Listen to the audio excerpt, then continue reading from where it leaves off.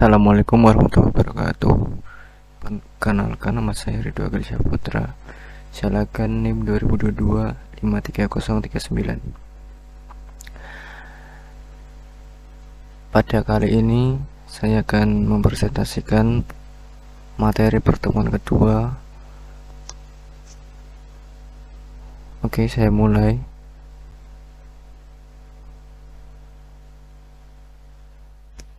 Logika adalah ilmu yang mempelajari secara sistematis kaidah-kaidah penalaran yang absah atau valid. Ada dua macam penalaran, yaitu penalaran deduktif dan penalaran induktif.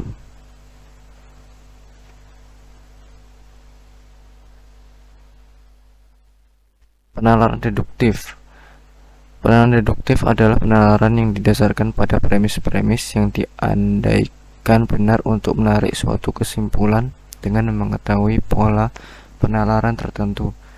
Contoh premis 1, semua mahasiswa baru mengikuti ospek. Premis kedua, Wulandari adalah mahasiswa baru. Kesimpulan, Wulandari mengikuti ospek.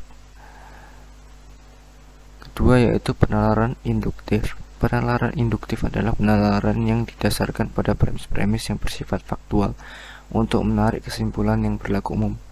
Contoh seperti premis 1, ayam 1 berkembang biak dengan telur. Premis kedua, ayam 2 berkembang biak dengan telur. Premis ketiga, ayam 3 berkembang biak dengan telur. Premis keempat, ayam keempat berkembang biak dengan telur, sampai seterusnya sampai ke premis ke-50, ayam 50 berkembang biak dengan telur. Jadi kesimpulannya yaitu semua ayam berkembang biak dengan telur. Itu penalaran induktif. Selanjutnya logika matematika. Apa sih logika matematika? Logika matematika atau bisa disebut logika simbol adalah logika yang menggunakan basis bahasa matematika, yaitu dengan menggunakan lambang-lambang atau simbol-simbol. Keuntungan atau kekuatan bahasa simbol adalah ringkas, univalen atau bermakna tunggal, dan universal atau dapat dipakai di mana-mana. Logika mempelajari cara-cara penalaran manusia, sedangkan penalaran seseorang diungkapkan dalam bahasa berupa kalimat-kalimat. Dengan demikian, logika mempelajari kalimat-kalimat yang mengungkapkan atau merumuskan penalaran manusia. Pertama yaitu ada pernyataan. Pernyataan adalah kalimat yang mempunyai nilai kebenaran, bisa benar atau salah. Pernyataan yang tidak mengandung kata hubungan kalimat disebut pernyataan primer atau pernyataan tunggal, atau bisa disebut pernyataan atom. Sedangkan pernyataan yang mengandung satu atau lebih hubungan kalimat disebut pernyataan majemuk. Contoh pernyataan yaitu seperti Bangkok adalah ibu kota Thailand. 9 adalah bilangan genap. Badak itu memiliki gading 3 lebih tua dari 5. Setahun terdiri dari 52 minggu. 8 plus 4 sama dengan 12. Mengapa kamu menangis? 3 lebih dari 5. Ambilkan aku kue itu. Semoga kamu lekas sembuh. Oke, selidikilah kalimat tersebut. Pernyataan yang benar dikatakan mempunyai nilai kebenaran benar, sedangkan pernyataan yang salah dikatakan mempunyai nilai kebenaran salah. Catatan nilai kebenaran suatu pernyataan kadang ditulis dengan lambang angka 1 atau kosong. Angka 1 ekuivalen dengan nilai kebenaran B, sedangkan kosong ekuivalen dengan nilai kebenaran S. Lambang nilai kebenaran 1 dan 0 biasanya digunakan untuk menganalisis suatu jaringan listrik. Kebenaran suatu pernyataan dibedakan menjadi dua, yaitu kebenaran faktual, yaitu kesesuaian antara isi pernyataan dan fakta sesungguhnya. B. Kebenaran logis, yaitu kesesuaian dengan aturan-aturan logika.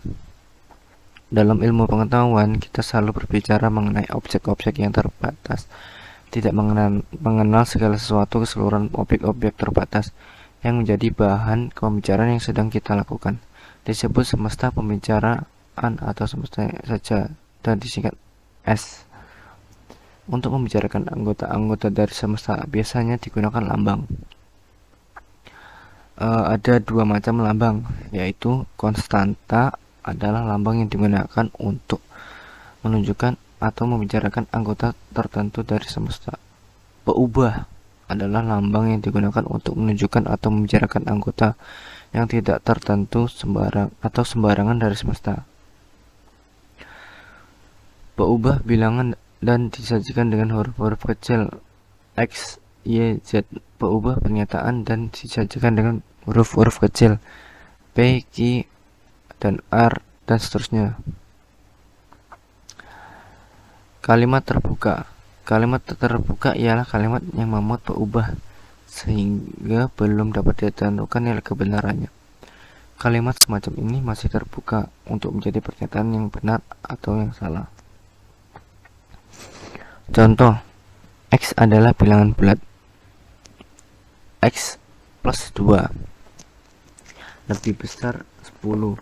X pangkat 2 minus 3X plus 5 sama dengan 0.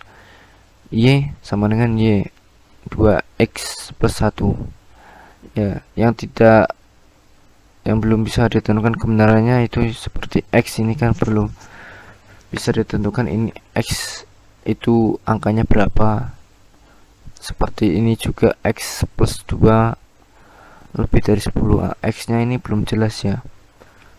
Terus X pangkat 2 minus 3X plus 5 sama dengan 0. Ini X nya juga belum jelas ini berapa, jadinya nggak tahu ini bisa dikatakan sebagai kalimat terbuka ya. Kita dapat mengubah suatu kalimat terbuka menjadi pernyataan dengan mengganti atau mensubstitusikan semua peubah yang termuat di dalamnya dengan konstanta dari semestanya. Pernyataan yang dihasilkan bisa menilai benar atau bisa menilai salah. Oke. Kalimat terbuka. Himpunan penyelesaian dari suatu kalimat terbuka ialah himpunan semua anggota dari S yang bila lambangnya disubstitusikan ke dalam peubah dari kalimat terbuka itu akan menghasilkan pernyataan yang benar. Contoh, S sama dengan bilangan asli A. X plus 2 lebih besar dari 10.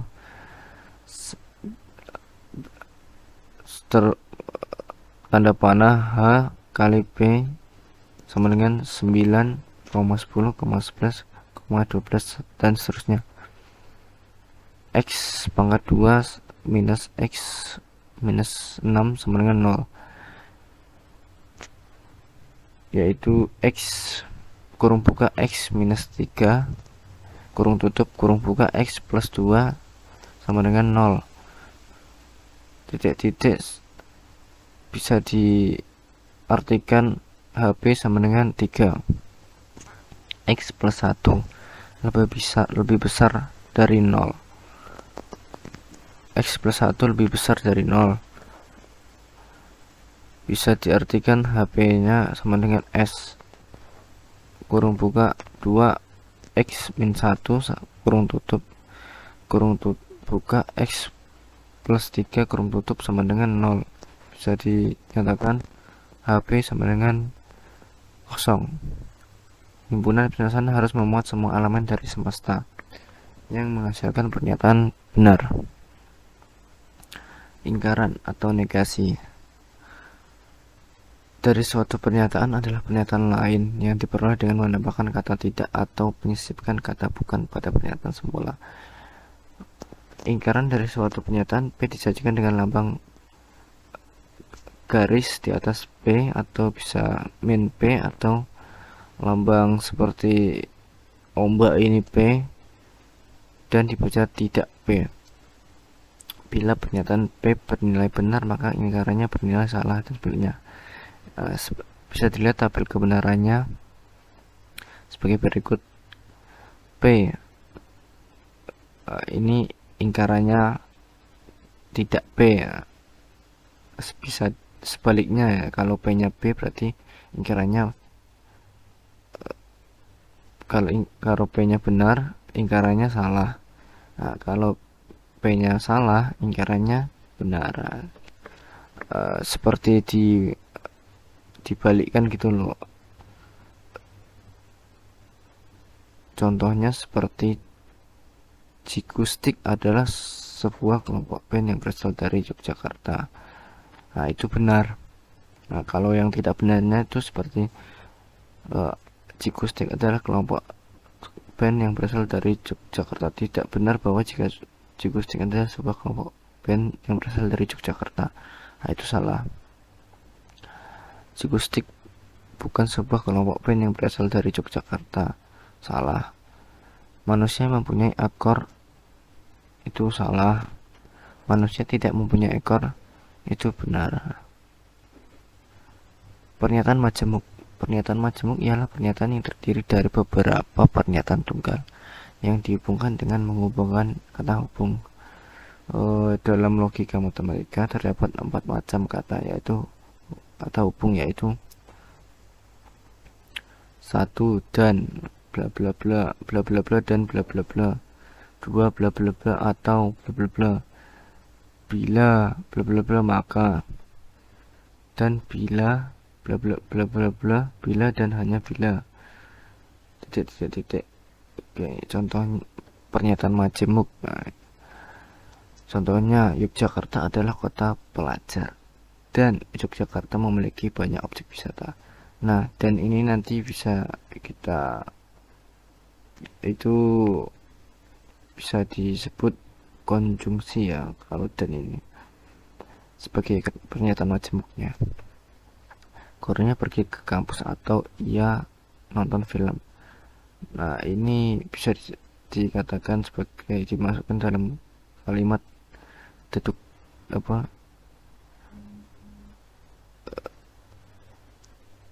ya, bila air dipanaskan maka ia akan mendidih. Medan ibu kota Sumatera Utara, bila dan hanya bila. Semarang ibu kota Jawa Timur. Pernyataan majemuk di atas berturut disebut konjungsi. Ini konjungsi. Yang A, yang B itu disjungsi ya. Dia ini katanya memakai kata sambung atau. Lalu ini yang C ini disebut implikasi, karena ini kata sambungnya menggunakan bila lalu diteruskan dengan maka. Ini seperti ini sebab akibat ya. Kalau ini sebabnya bila dipanaskan, akibatnya akan mendidih ya, menggunakan bila sama dan maka. Lalu ini ada ekuivalensi atau biimplikasi. Kalau ekuivalensi atau biimplikasi ini menggunakan bila dan hanya bila. Ini seperti Medan ibu kota Sumatera Utara, bila dan hanya bila. Semarang ibu kota Jawa Timur. Ini disebut sebagai pernyataan majemuk. Pernyataan majemuk, nilai kebenaran dari suatu pernyataan majemuk ditentukan oleh nilai kebenaran dari masing-masing pernyataan tunggalnya dan kata hubung apa yang digunakan. Karena masing-masing pernyataan tunggal bisa bernilai benar atau salah, maka ada 4 kemungkinan nilai kebenaran dari suatu pernyataan. Nah, ini kalau bisa dijabarkan, ini tuh sebenarnya punya 2 pernyataan atomik ya. Ini bisa menjadi kalimat atomik, pernyataan atomik. Yogyakarta adalah kota pelajar, ini juga sebagai kalimat atomik ya, pernyataan atomik. Ini juga Yogyakarta memiliki banyak objek wisata. Nah, ini juga dikatakan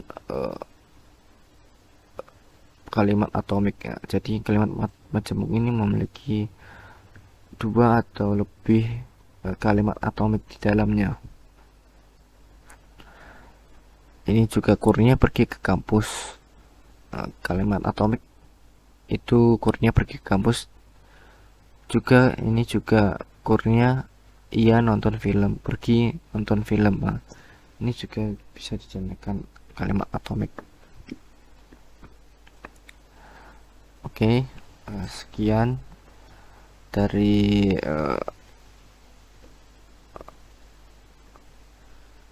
presentasi saya. Saya ucapkan terima kasih telah menonton video presentasi saya. Wassalamualaikum warahmatullahi wabarakatuh.